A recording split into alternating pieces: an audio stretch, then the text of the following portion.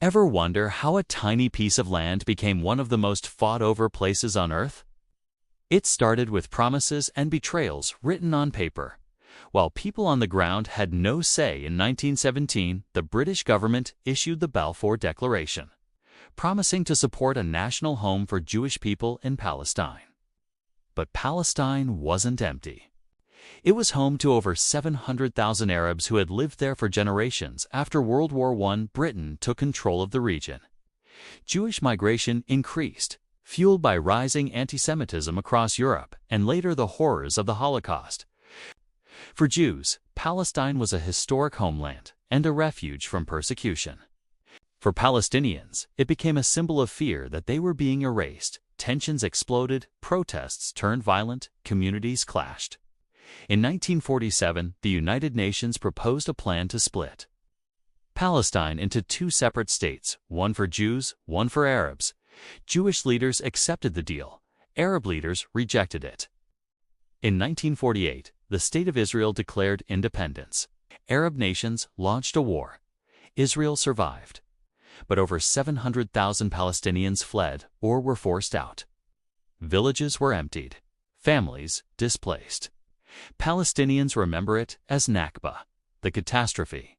Israelis saw it as liberation. In 1967, Israel launched a preemptive strike and captured Gaza, the West Bank, and East Jerusalem. Palestinians now lived under Israeli military control. Israel said it was for security.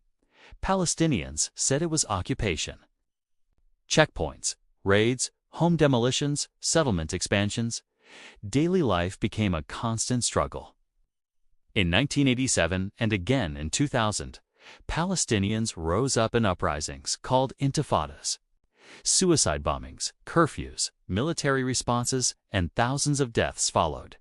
Each side claimed defense. Each side buried their dead. Hope flickered in the 1990s with the Oslo Accords, but collapsed under mistrust, assassinations, and more bloodshed. Fast forward to 2023, following Hamas attacks.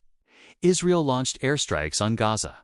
More than 30,000 Palestinians were killed. It's about generations growing up in fear, carrying memories of loss. For Israelis, the fear of annihilation is real. For Palestinians, the daily reality of displacement is undeniable. It's history looping over itself again and again. While leaders blame each other and ordinary people pay the price, and every time a child is buried, another generation is born into hate.